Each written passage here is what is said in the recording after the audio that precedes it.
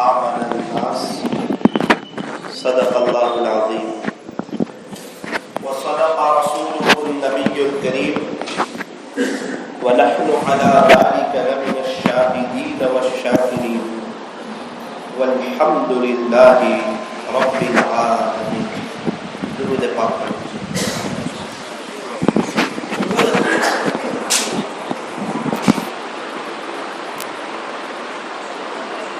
اللہ تبارک و تعالی ہمیں درود شریف پڑھتے رہنے کی توفیق عطا فرمائے. یہ بڑا اونچا وظیفہ ہے، بڑا قیمتی وظیفہ ہے. ایک بزرگ نے نابینا تھے اپنے بیٹے سے کہا کہ بیٹا ہم نے جو کچھ بھی پایا وہ درود شریف کی برکت سے پایا ہے. پھر ایک واقعہ سنایا کہ بیٹا تو دیکھتا ہے کہ تیرا ابا تو نابینا ہے، مجھے تو نظر آتا نہیں، لیکن ایک مرتبہ غازی آباد کے اسٹیشن پر جانے کا اتفاق ہوا تو ایک جگہ سے آواز آ رہی تھی صلی اللہ علیہ وسلم صلی اللہ علیہ وسلم صلی اللہ علیہ وسلم. تو میں نے کہا بھائی آپ کون ہو؟ آج تک تو اسٹیشن سے زور زور سے درود شریف کی تو آواز آتی نہیں. تو اس نے کہا کہ بھائی صاحب میں تو پنڈت ہوں، پجاری ہوں میں تو. پھر آپ درود شریف پڑھ رہے ہو؟ اصل میں ایسا ہوا کہ میرے بزنس میں میرا بڑا کام کاج ہے، بڑا گھاٹا ہو گیا تھا. تو ایک مسلمان شخص سے میری دوستی ہے، تو اس نے مجھے یوں کہا کہ میرے بزنس میں گھاٹا ہوا تھا تو میں نے 1000 مرتبہ درود شریف پڑھنا شروع کر دیا تو اللہ نے بہت برکت دے دی.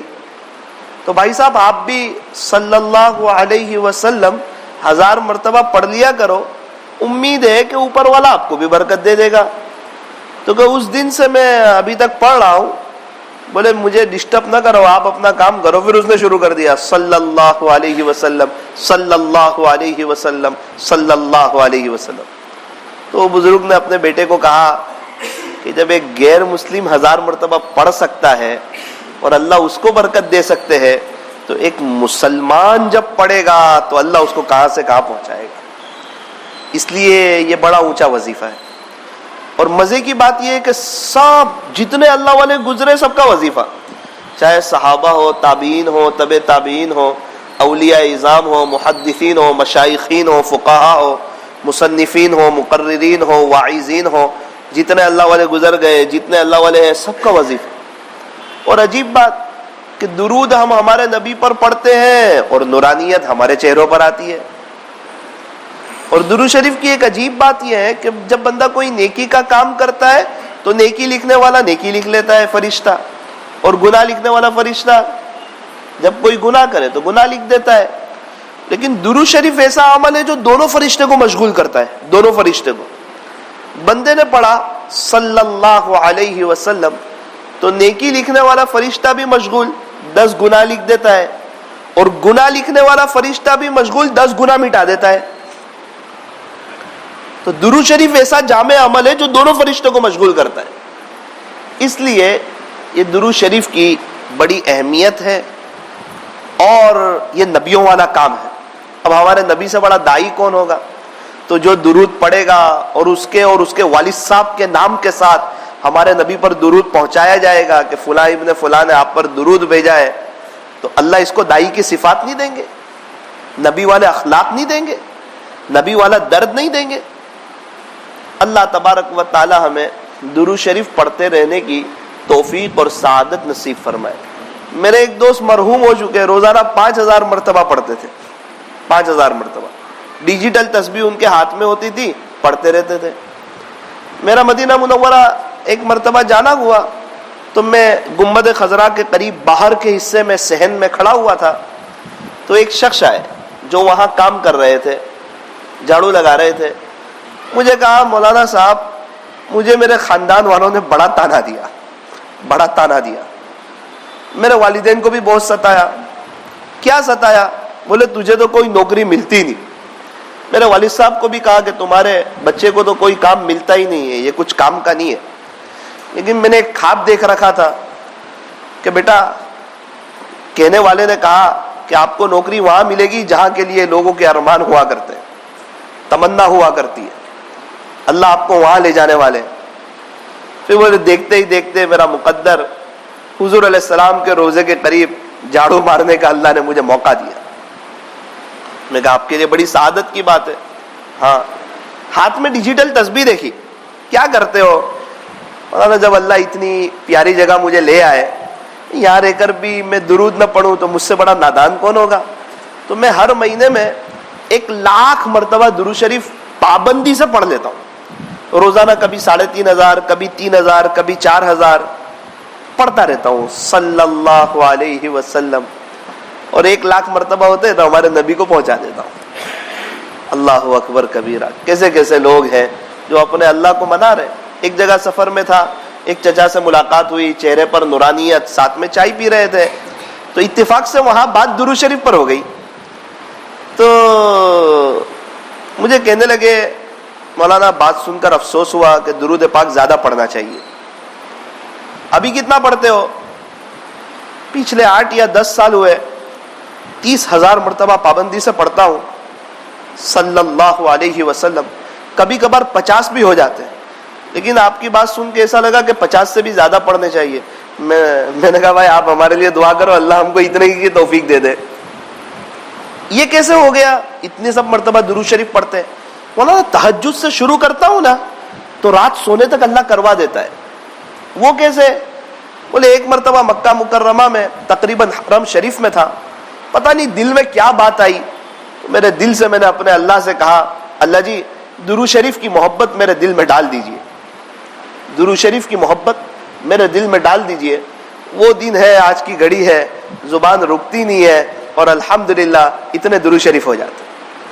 ہماری جماعت گئی کچھ بوچ, تو آنے کے بعد 2 یا 2.5 مہینے کے بعد ایک شخص کا فون آیا اور کہنے لگے کہ آپ کی جماعت آئی تھی, اس کے بعد ایک بات دل پہ لگی, تو یہ 2.5 مہینے ہوئے کبھی بھی 5,000 مرتبہ سے کم درود شریف نہیں پڑھے, 5,000 مرتبہ سے کم نہیں پڑھے. یہ میں اس لیے بتا رہا ہوں کہ عمل والے لوگ بہت ہیں. آپ کے صورت میں ایک تاجر سے ملاقات ہوئی تو کہنے لگے روزانہ 5,000 مرتبہ درود شریف پڑھتا ہوں. ہمارے شیخ رحمت اللہ علیہ روزانہ 12,000 مرتبہ درود شریف پڑھتے تھے بلا ناگا روزانہ. سیدنا حضرت ابو ہریرہ رضی اللہ عنہ روزانہ 12,000 مرتبہ استغفار فرماتے تھے روزانہ. اتنے اونچے درجے کے صحابی اور روزانہ 12,000 مرتبہ استغفار کر رہے ہیں. ابھی ہمارے یہاں ایک آفیسر ہے, ریٹائر ہوئے ابھی الحمدللہ, 2 تاریخ سے چلے میں بھی جا رہے ہیں. تو ہمارے علاقے میں رہتے تھے, تھوڑا دور رہنے چلے گئے. میں نے ان سے پوچھا کہ آپ تو فجر کے بعد میں دیکھتا تھا قرآن شریف کی تلاوت کرتے تھے, اور ابھی تو آپ ریٹائر ہو گئے, تو کیا ابھی بھی وہ سلسلہ جاری ہے یا سو جاتے ہیں؟ تو گردن جھکا لی کہ مولانا پہلے جتنا تو نہیں پڑھ پاتا, افسوس ہے. پھر بھی کتنے ہو گئے؟ تو کہا کم ہی ہو گئے, ابھی تو غفلت ہو رہی ہے, کیا کریں, سستی چڑھ رہی ہے. میں کہا پھر بھی کتنے ہو گئے؟ بولے رمضان سے ابھی تک الحمدللہ 15 قرآن ختم ہوئے. قرآن ہمارا محتاج نہیں ہے, ہم اللہ کے قرآن کے محتاج. رمضان چلا گیا, ہم نے قرآن رکھ دیا, تو اس سے کیا ہمارا قرآن کا نقصان ہوگا؟ تو کہا بالکل نہیں. اللہ کا نقصان ہوگا؟ تو کہا بالکل, نقصان تو ہمارا ہوگا. ایک ساتھی سے ملاقات ہوئی, ابھی 2 ہفتے پہلے کی بات کر رہا ہوں. وہ آ کر بیٹھے, ایک دم سیدھے سادھے, وہ کیا بات کرے وہ بھی سمجھ نہیں آ رہی ہے, کیا بول رہے ہیں وہ بھی سمجھ میں نہیں آ رہا ہے. تھوڑی دیر بیٹھے رہے, ان سے کچھ مذاکرہ ہوا, کیا چل رہا ہے کیا نہیں. تھوڑا میں نے نظام الاوقات معلوم کیا, ایسا لگا کہ یہ کوئی اللہ والے لگ رہے ہیں, بظاہر سیدھے سادھے ہیں. ہمارے دعوت و تبلیغ کے نوساری کے بڑے پرانے ساتھی ہیں, ان کی بڑی قربانی رہی ہے. میں نے پوچھا, میں نے کہا کیا چل رہا ہے, کیسے چل رہا ہے؟ بولے مولانا کئی وقت سے معمول ہے, 3 بجے الارم بجتا ہے, کبھی ایسا نہیں ہوتا کہ 3:30 بجے ہو اور ہم اٹھے نہ ہو. تھوڑی سی سستی تو ہو جاتی ہے, پھر اس پر افسوس کرنے لگے, آدھا گھنٹہ ضائع ہو جاتا ہے. بولے 3:30 بج جاتے اٹھتے اٹھتے. میں کہا پتہ نہیں ہمیں دیکھ لیتے تو کیا کہتے ہو. پھر 3:30 بجے اٹھ کے کیا کرتے ہو؟ بولے کبھی 4 رکعت, کبھی 8 رکعت تہجد کی پڑھتا ہوں, پھر دعا کرتا ہوں 20 منٹ 25 منٹ, اس کے بعد قرآن پڑھتا ہوں. میں نے کہا پھر؟ بولے اذان کے 10 منٹ پہلے مسجد میں آتا ہوں, پھر جو باری وغیرہ کھولنی ہے وہ کھولتا ہوں, اذان کا جواب دیتا ہوں, اور پھر نماز پڑھتا ہوں. پھر کیا کروں؟ 25 منٹ ہوتی ہے, پھر قرآن پڑھتا ہوں. تو 2:45 پارے ہو جاتے ہیں. فجر کی نماز کے بعد کیا کرتے ہو؟ بولے مسجد اور جماعت. اس کے بعد بولے 3 تسبیح پڑھتا ہوں. 21 سال سے دعوت کے کام میں لگا ہوں, آج تک چھوٹی نہیں. ہم کو بتایا تھا 3 تسبیح پڑھنے کی, اس کے بڑے فائدے بتائے تھے. تو الحمدللہ 21-22 سال ہوئے, مولانا ابھی تک چھوٹی نہیں ہے. اس وقت سے سنا تھا جب سے. تو ہم نے اس لیے تھوڑی سنا تھا کہ تسبیح چھوڑ دیں. تسبیح سے تو اللہ کا تعلق ملے گا. ایک بزرگ سے کسی نے بڑی عمر میں کہا کہ آپ تسبیح کیوں پڑھتے ہو, ابھی بھی تسبیح پڑھ رہے ہو, تسبیح لے کے گھوم رہے ہو. حضرت نے فرمایا اس چیز کی برکت سے تو اوپر گیا ہوں. اللہ کا تعلق ذکر سے ملتا ہے, ذکر سے اللہ کا دھیان نصیب ہوتا ہے, اور دھیان نصیب ہو تو پھر گناہوں سے بچ جاتا ہے, پھر نماز میں جان پیدا ہو جاتی ہے. جب اللہ کا دھیان ہو تو جھوٹ نہیں بولے گا, دھوکہ نہیں دے گا, تانا نہیں دے گا, عیب بتائے بغیر مال نہیں بیچے گا, بد نظری نہیں کرے گا, موبائل کا غلط استعمال نہیں کرے گا, اپنے اوقات کو ضائع نہیں کرے گا, اپنے وقتوں کی قدر کرے گا, فضول بات نہیں کرے گا, فضول کام نہیں کرے گا, اپنی موت کو یاد رکھے گا, اپنی قبر کو یاد رکھے گا. تو یہ اصل چیز ہے. حضرت مولانا ابراہیم صاحب دیولا دامت برکاتہم فرماتے ہیں کہ ہمارے طبقوں میں ابھی یہ 2 چیز کی بڑی کمی پائی جاتی ہے, ایک ذکر اور ایک دعا. ابھی تو باقاعدہ وہ کہہ رہے تھے اس طرف توجہ دلانی چاہیے. تو صحیح بات ہے, موقع موقع کی مسنون دعائیں ہمیں سیکھنی چاہیے, پڑھنی چاہیے. حضرت کا درد ہے کہ یہ کام کرنے والا مجمع ہے, یہ کریم مجمع ہے, یہ کریم طبقہ ہے, اس کا جتنا تعلق اللہ کے ساتھ مضبوط ہوگا اتنا اس کے فضائل گش میں اثر ہوگا, اس کی درمیانی بات میں اثر ہوگا, اس کی آخری بات میں اثر ہوگا, اس کی دعاؤں میں اثر ہوگا, اس کی ملاقاتوں میں اثر ہوگا. یہ بولے گا تو سامنے والے کے دل پہ بات ٹکرائے گی, چونکہ جو بات زبان سے نکلتی ہے وہ دماغ سے ٹکراتی ہے, اور جو دل سے نکلتی ہے وہ دل سے جا کے لگتی ہے. علامہ اقبال بھی بڑے عجیب انداز میں آ گئے جب دل کی بات آئی تو فرمایا کہ دل سے جو بات نکلتی ہے اثر رکھتی ہے. پھر کہنے لگے کہ بھائی بات تو کہاں اڑ سکتی ہے, بات تو اڑ نہیں سکتی ہوا میں. پھر کہنے لگے مگر میں کیا کروں, مگر وہ اڑتی ہے. ایسا کہا انہوں نے. بات اڑتی نہیں ہے, بات فلائٹ اڑے گا, ہیلی کاپٹر اڑے گا, بات تو نہیں اڑے گی. لیکن بولے میں کیا کروں, دل سے نکلے گی تو اڑے گی. انہوں نے شعر میں کہا کہ دل سے جو بات نکلتی ہے اثر رکھتی ہے, پر نہیں طاقت پرواز. پھر کہتے ہیں مگر رکھتی ہے. دل سے نکلے گی, دل کو ٹکرائے گی. از دل خیزت بر دل ریزت. اور یہ کب ہوگا؟ تو فرمایا جب زندگی میں ذکر ہوگا, اللہ کا دھیان ہوگا. تو میں نے پوچھا, بولے پھر اشراق پڑھتا ہوں. پھر بولے چلنے کے لیے جاتا ہوں, واکنگ کرتا ہوں. کتنا چلتے ہو؟ بولے 2.25 میل چلتا ہوں. 3-3.5 سوا 3 کلومیٹر جیسا ہوگا, اتنا چلتا ہوں. میں بولے آپ کو کوئی ڈاکٹر نے کہا چلنے کے لیے؟ بولے نہیں. مولانا آپ کو پتہ نہیں ہے یہ شوگر, پریشر, ہمارے یہاں جب یہ بیماریاں لگتی ہیں نا پھر لوگ چلتے ہیں. پہلے ہی چلو تاکہ بیماری قریب نہ آوے. ذریعے کے طور پر اس کی محنت تو کرو. تو آپ دیکھو میری عمر بھی ہے, الحمدللہ کوئی بیماری قریب بھی نہیں آ رہی ہے. میں روزانہ صبح بھی چلتا ہوں, شام کو بھی چلتا ہوں. اور یہ میرا تجربہ ہے اور دیکھا ہے میں نے بہت اچھی طریقے پر. انسان بیٹھتا ہے نا تو اس کو موبائل یاد آتا ہے, بیٹھے گا تو موبائل یاد آئے گا, اور چلے گا نا تو تسبیح یاد آئے گی. یہ پرانے لوگ بھی کہتے تھے کہ جب بائک وغیرہ نہیں تھی اس وقت لوگ چلتے تھے تو تسبیح بہت پڑھتے تھے, ذکر بہت کرتے تھے. اور اگر بیٹھے گا کہیں ایک جگہ تو اس کو موبائل یاد آئے گا, اور چلے گا تو اس کو تسبیح یاد آئے گی. چلنا بھی چاہیے. ابھی میں انٹرویو پڑھ رہا تھا حضرت مفتی تقی عثمانی صاحب کے بارے میں. اتنا مشغول انسان کا صبح میں آدھا گھنٹہ چلتے ہیں. ابھی ایک بزرگ کے بارے میں کہا, بولے رات میں بیان میں کھانا لیٹ ہوا تو میں 1 گھنٹہ مستقل چلا, اس کے بعد سویا. تو کتنا اہتمام ہے ان کی زندگی میں چلنے کا. حضرت مولانا طارق جمیل صاحب کو دیکھو آپ کتنا چل رہے ہیں. حضرت مولانا عمر صاحب پالنپوری رحمۃ اللہ علیہ تقریباً روزانہ صبح میں 1 گھنٹہ چلتے تھے.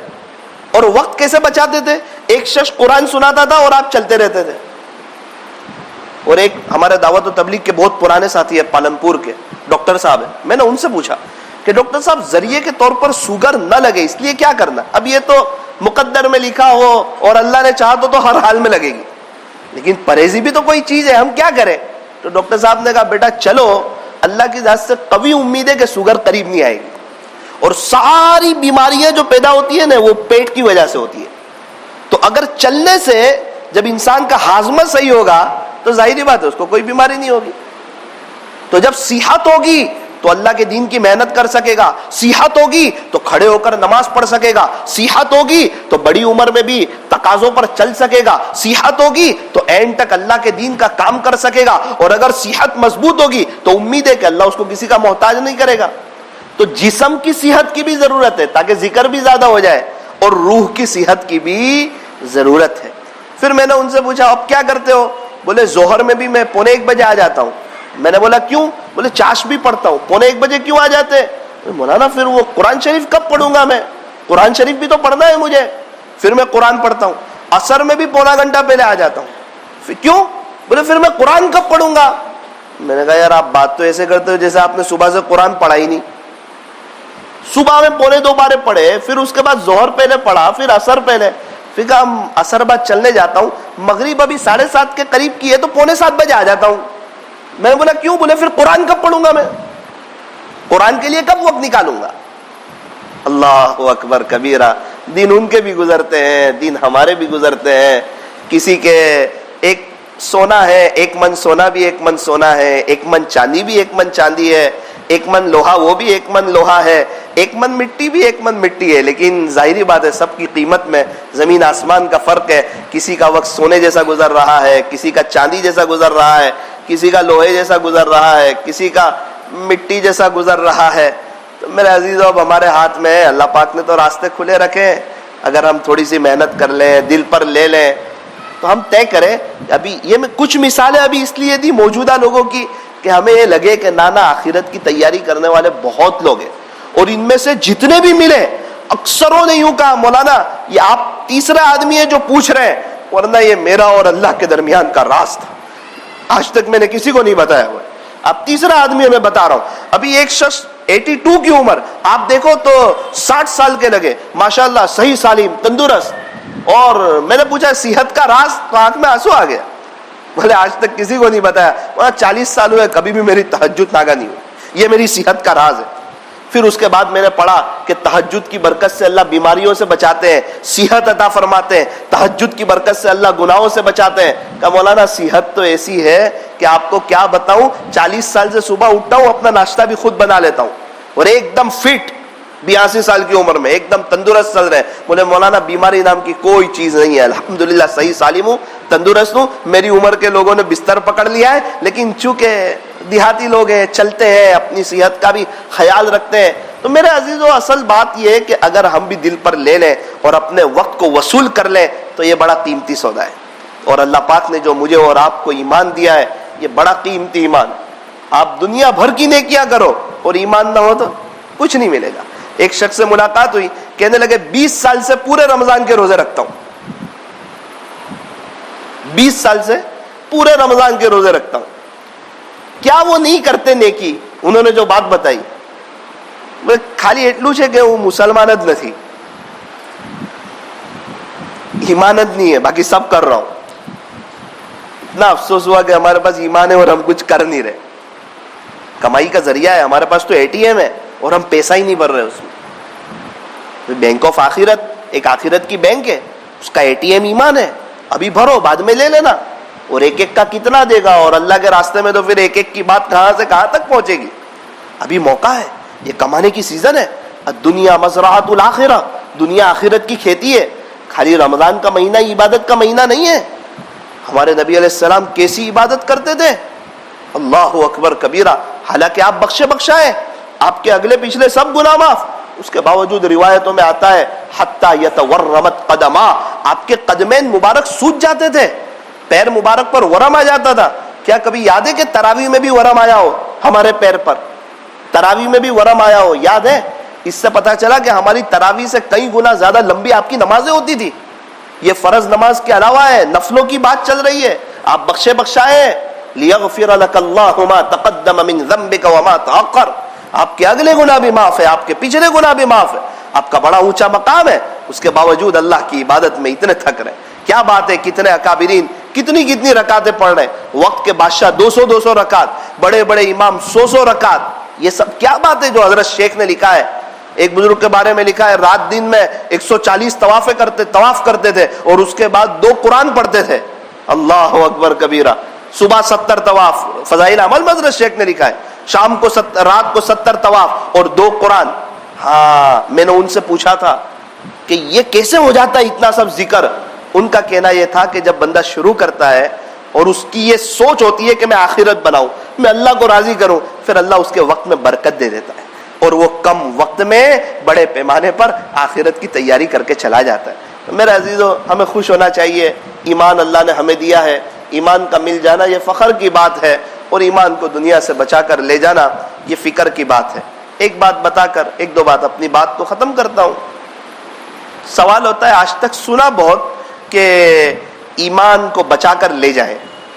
کیا کوئی وظیفہ ہے، کیا کوئی عمل ہے جس سے یہ ایمان بچ جائے اور ہم ایمان کے ساتھ چلے جائیں؟ ہم سب چاہتے ہیں ایمان بچانا.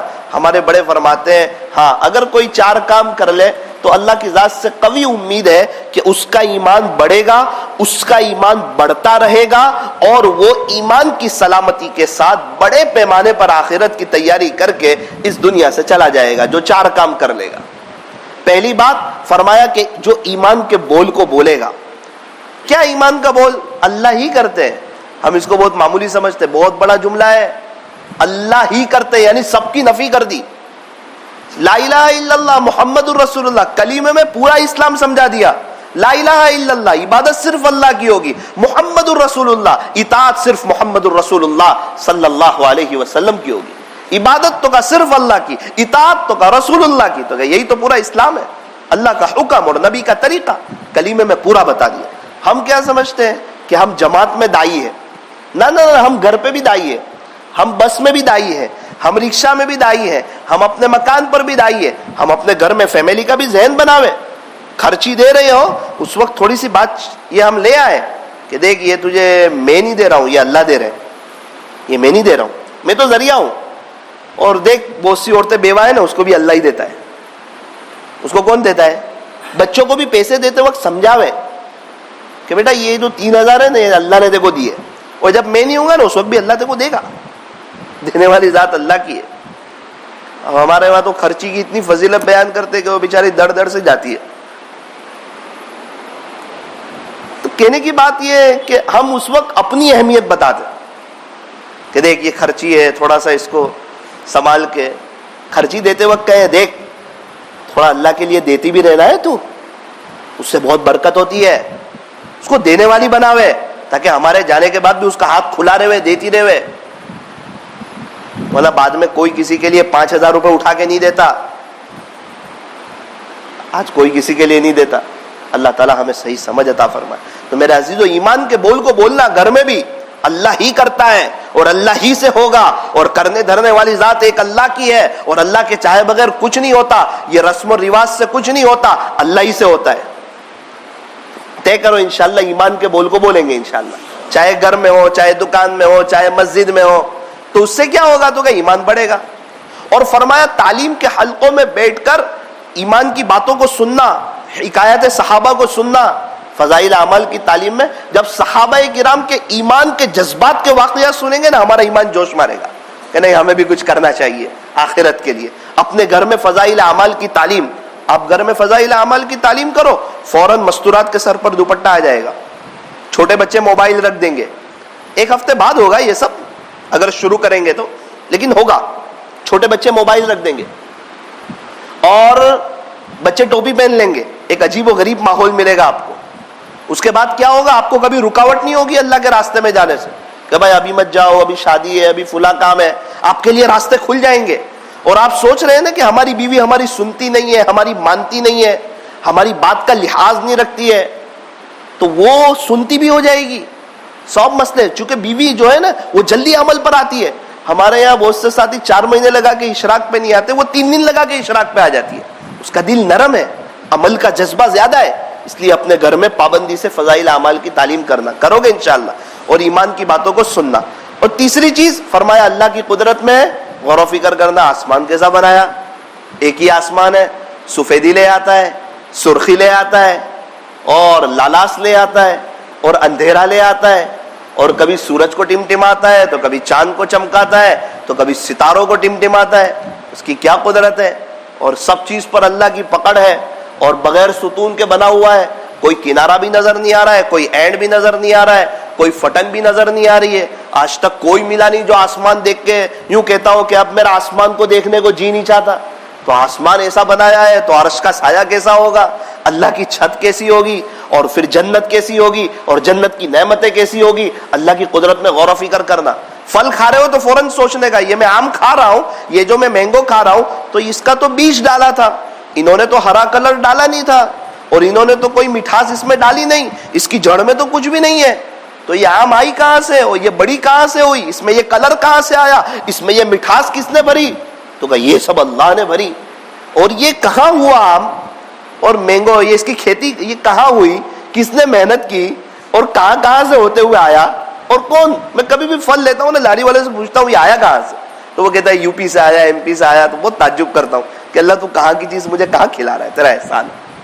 تو میرا عزیز, تو اللہ کی قدرت میں غور و فکر, اس سے ایمان بڑھتا ہے, معرفت, اللہ کی پہچان. اور چوتھی بات فرمائے دعا کے ذریعے اللہ سے حقیقت والا ایمان مانگنا. ہم یہ بھول جاتے ہیں. ہمارے ایک ساتھی ہے, پرانے ساتھی ہے, وہ کہتے ہیں جب میں 6 نمبر کے بارے میں خالی دعا مانگتا ہوں نا, 6 نمبر کے بارے میں, تو آدھا گھنٹہ کم پڑتا ہے. خالی 6 نمبر کے بارے میں یوں مانگتا ہوں تو آدھا گھنٹہ کم پڑتا ہے. میرا عزیز, وہ مانگنا ہے اللہ کے سامنے. اللہ پاک ہمیں اس کی توفیق عطا فرمائے. اور یہ سب چیزیں سیکھنے کے لیے ہمیں ایک ماحول چاہیے. ماحول میں انسان بہت جلدی سیکھتا ہے. مسجد میں ابھی تو کا سکون مل رہا ہے, اچھا لگ رہا ہے, تو کا بہت اچھا لگ رہا ہے. وہ 2-3 گراہک نمٹا ہے, اس میں 4-5 ہزار روپے ملے, اس وقت بھی اتنا سکون نہیں ملا جتنا ابھی مل رہا ہے. وجہ تو کا مسجد کی 4 دیواری ہے, یہاں فرشتوں کا ماحول ہے, اور صحبت کا اثر ہوتا ہے. فرشتے اللہ کی فرمانبرداری کرتے ہیں, نافرمان, اس لیے یہاں بیٹھنے والے کے دل میں ایک جذبہ پیدا ہوتا ہے کہ اب میں بھی اللہ کی فرمانبرداری کروں, نافرمانی نہ کروں. تو اگر کسی کا وقت اللہ کے راستے میں لگ جائے تو یہ اس کے لیے بہت بڑی خوش قسمتی ہے, اس کے لیے بہت بڑی سعادت کی بات ہے. دنیا تو مطلب ہی ہے, یہ بے وفا ہے, مطلب کی ہے دنیا ساری, مطلب کے ہے سب سنساری. کھلانے پلانے والی ذات اللہ کی ہے. اللہ نے تو لاک ڈاؤن میں کھلا کر بتایا, فل لاک ڈاؤن میں کھلایا, اچھے میں اچھا کھلایا. 30 روپے والا تربوز 15 روپے میں کھلایا, 150 روپے کلو والی چکن 30 روپے میں کھلائی. کیا شان ہے اللہ کی, کھلانے پر آئے تو کیسے کھلاتا ہے. اور گزشتہ سال رمضان میں فل لاک ڈاؤن میں ہر سال رمضان سے اچھا کھلایا, اور بتایا کہ دیکھ کھلانے والی ذات میری ہے, یہ نہ سمجھنا تیری دکان بند ہے. اور میرے عزیزو, ایک بات یاد رکھنا, یہ چاول کا ایک دانہ سونے کی قیمت کا ہو جائے گا تب بھی اللہ ہمیں کھلائے. یہ اس کا ذمہ ہے, اللہ نے ذمہ لیا ہے, کھلانے والی ذات اللہ کی. تو اس کی وجہ سے ہم آخرت کو ہی بھول جائیں. اور ایک بڑا طبقہ اس کی وجہ سے سوچ دنیا دنیا دنیا کر کے چلا گیا قبر میں. تو کیا ہم بھی یہی کر کے چلے جائیں گے؟ نہ, ہم تو اللہ کو راضی کر کے جائیں گے. تو یہ ایک موقع ہے, اکابرین کی آمد ہو رہی ہے. تو بتاؤ کون ساتھی یہ 3 تاریخ سے اللہ کے راستے میں وقت لگانے کے لیے تیار؟ 4 مہینے اللہ کے راستے میں. ضروری نہیں ہے کہ ہمارے یہاں سے 4 مہینے کی جماعت ہو تو ہی ہم جائیں گے. نہ, ہم جائیں اللہ کے راستے میں, وقت لگائیں, انشاءاللہ بہت فائدہ ہوگا. بہت کچھ سیکھنے کا موقع ملے گا, بہت کچھ دعائیں سیکھنے کا موقع ملے گا, تہجد کی توفیق ہوگی, اللہ کے سامنے رونے کا موقع ملے گا. آپ کے یہاں سے ہے کوئی شکل 4 مہینے کی؟ بنائیں گے. چلے کی جماعت ہے. اچھا بھائی, چلے کے لیے بتاؤ, چلے کے لیے کون کون ساتھی تیار ہے؟ یا ابھی کسی کا نقد ارادہ ہو رہا ہے کہ بھائی میں لگا دوں؟ اچھا, ماشاء اللہ, اللہ قبول فرما. اچھا, عرفان بھائی بھی تیار, ماشاء اللہ قبول فرما. اچھا, ماشاء اللہ, فضل بھائی بھی تیار, اللہ قبول فرما. اور کسی ساتھی کا ارادہ ہوتا ہو بتا دو. زندگی موت کا کچھ پتہ نہیں ہے.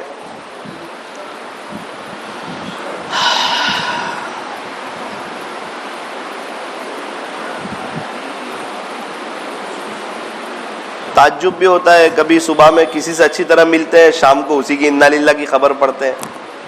ہمارے یہاں نوساری میں ایک ساتھی جنازے کی نماز پڑھنے گئے, تھوڑی دیر کے بعد انہی کا انتقال ہو گیا. جنازے کی نماز پڑھ کے آئے, انہوں نے سوچا ہوگا کہ اب تھوڑی دیر کے بعد میری جنازے کی نماز ہوگی 24 گھنٹے کے اندر. یہ دنیا ہے, یہ دنیا. جوانوں کو بھی موت آتی ہے, بوڑھوں کو بھی آتی ہے, اور اس کا وقت اللہ کے یہاں طے ہے, ہمیں جانا ہے. اچھا, ماشاء اللہ قبول فرما. بہت خوشی کی بات, بڑی سعادت کی بات ہے. انسان سوچتا ہے تھوڑا سا حالات سیٹ ہو جائیں گے نا تو میں چلا جاؤں گا. اعمال سیٹ ہوں گے نا تو حالات آٹومیٹک سیٹ ہوں گے. ہم سمجھتے حالات سیٹ ہوں گے نا تو اعمال سیٹ کریں گے. وہ تو قبرستان بھر گیا وہ سوچ کے. تو اعمال سیٹ ہوں گے نا تو حالات سیٹ ہو جائیں گے. اعمال سنوریں گے تو حالات سنور جائیں گے. آپ کے قریب کے ایک ساتھی مجھے ملے, ماشاءاللہ پورا دن دعوت کے کام میں بھی اچھا جڑتے, ذکر بھی بہت کرتے. مولانا میں نے اس لیے ذکر نہیں کیا تھا کہ میرا بزنس بڑھ جاوے, میں تو ایسے ہی ذکر کر رہا تھا. روزانہ اتنی مرتبہ درود شریف ہے, استغفار ہے, لیکن دیکھتے ہی دیکھتے میرا بزنس بھی 3 گنا ہو گیا, برکت بھی بہت ہو گئی. لیکن مولانا میں صحیح کہتا ہوں, میں نے اس لیے نہیں کیا تھا کہ مجھے برکت ہو جائے, مجھے تو اللہ چاہیے تھا. بھائی وہ آپ دودھ کی محنت کرو گے تو گوبر تو آئے گا ہی قدموں میں. تو طے کرو انشاءاللہ کہ جماعت بنائیں گے, انشاءاللہ بنائیں گے نا 3 دن کے لیے. آپ کے یہاں سے کوئی منگل بدھ جمعرات جائیں گے, بہت اچھا ماشاءاللہ. اس میں کسی کا ارادہ ہو, اکابرین آ رہے, اس میں وقت بھی لگ جائے.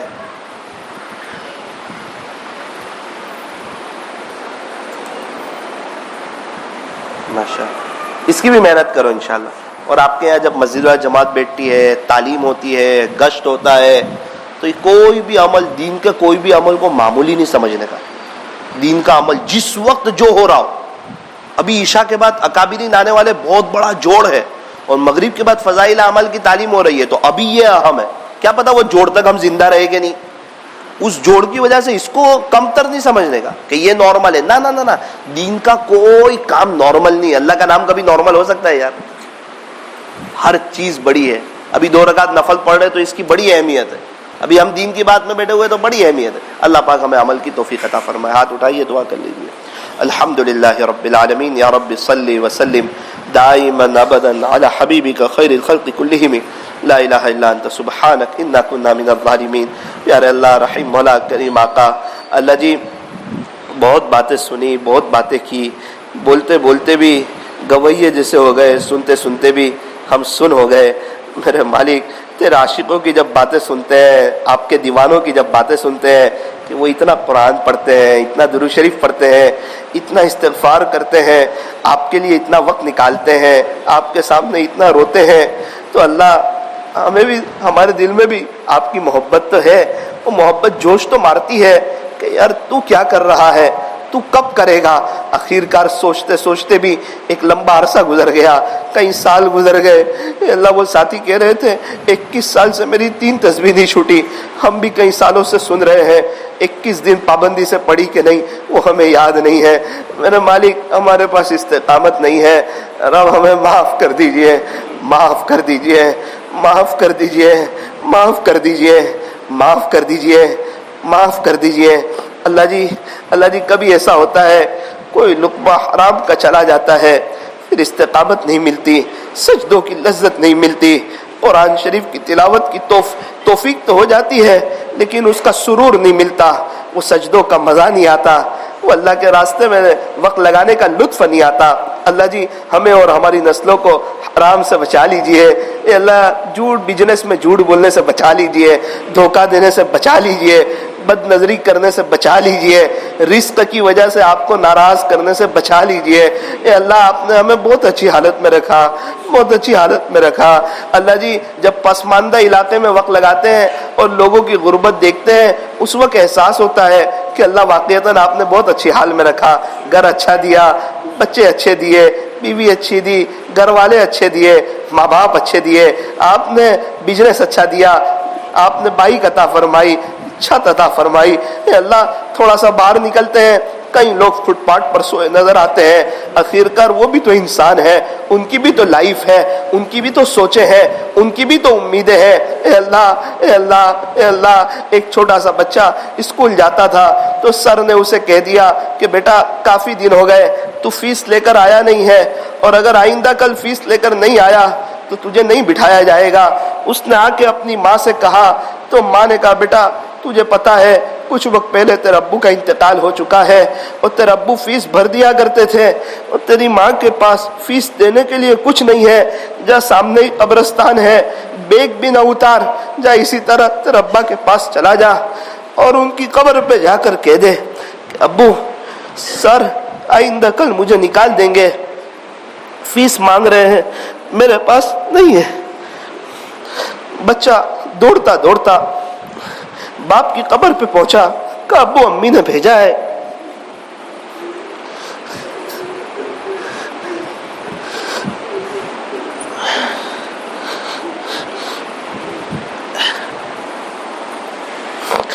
اللہ ہمارے ماں باپ ہماری فیس بھری، لیکن وہ سب ہم نے بھلا دیا۔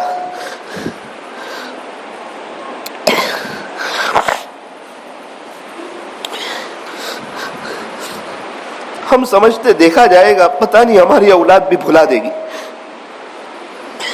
اس نے کہا ابو مما نے بھیجا ہے، سر نے فیس مانگی ہے، امی کے پاس پیسے کوئی نہیں۔ اس بچے کی یہ بات ہے، اللہ کو رحم آ گیا۔ ایک شخص قریب میں کھڑے تھے، وہ کسی قبر پر، اس نے کہا بیٹا فیس آپ کی بھرنی ہے، کتنے روپے بھرنے ہیں؟ آپ کے ابو نے مجھے کہا آپ کو دے دینا، یہ پیسے لیجئے۔ پیسے لیے بچہ دوڑتا دوڑتا گھر چلا گیا۔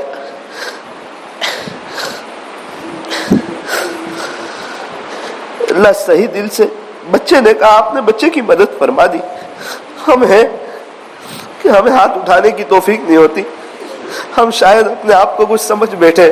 اللہ ہمیں سمجھا دیجئے کہ ہم آپ کے سامنے بالکل بچے ہیں، چاہے آپ بچوں پتی ہو لیکن آپ کے سامنے بچے ہیں۔ جو اب بچوں پتی بنانا جانتا ہے وہ روڈ پتی بنانا بھی جانتا ہے، وہ صحت دینا جانتا ہے، جو وہ آئی سی یو روم میں رکھنا بھی جانتا ہے، وہ جو بیماریوں سے بچانا جانتا ہے وہ بڑی بڑی بیماریاں دینا بھی جانتا ہے، جو گھروں میں خوشیاں دینا جانتا ہے وہ گھروں میں غم دینا بھی جانتا ہے۔ رب معاف کر دیجئے، اللہ معاف کر دیجئے، معاف کر دیجئے، معاف کر دیجئے، اللہ معاف کر دیجئے، معاف کر دیجئے، معاف کر دیجئے۔ کوئی پوچھتا ہے آپ کا بزنس کیسا چل رہا ہے؟ جانے دو نا یار، مندی بہت ہے، حالات بہت ہے، گراہک نہیں ہے۔ اللہ حالانکہ 5 دکان والوں کا خرچہ اٹھا سکتا ہے۔ یوں کہتا کہ بھائی صاحب کیا بتاؤں، بڑا گنہگار ہوں، مجھے میرے اعمال کے مطابق ملتا تو شاید میں بھی فٹ پاتھ پہ زندگی گزارتا، لیکن میرے رب نے میری حیثیت سے بہت بڑھ کے دیا ہوا ہے، بہت دیا ہوا ہے۔ میرے نبی کے گھر میں 2 3 چاند کے قریب گزر جاتے تھے، چولہا نہیں جلتا تھا، مجھے میرے رب نے بہت دیا ہے، کیا بتاؤں تجھے۔ لیکن ہم ہیں زبان پہ شکوے شکوے، شاندار نعمتیں کھا رہے ہیں، شکوے کر رہے ہیں۔ اللہ معاف کر دیجیے، اللہ معاف کر، معاف کر، اپنے شکر گزار بندوں میں شامل فرما۔ اللہ جی آپ سے آخری گزارش یہ ہے، ہمیں خوب نعمتیں عطا فرما اور اس پر شکریہ ادا کر کے آپ تک پہنچنے کی توفیق عطا فرما۔ اللہ ہم امتحان کے قابل نہیں ہیں، ہم تمام کے ایمان کو مضبوط فرما۔ اے اللہ آج کی مجلس کو اپنی بارگاہ میں قبول فرما، انقلابی مجلس بنا، ہمارے لیے آخرت میں نجات کا ذریعہ فرما۔ کہنے سننے میں کچھ کمی زیادتی غلطی ہو گئی ہو اپنے فضل سے معاف فرما۔ صلی اللہ تعالی علی خیر خلقی محمد وآلہ واصحابہ اجمعین برحمتک یا ارحم الراحمین۔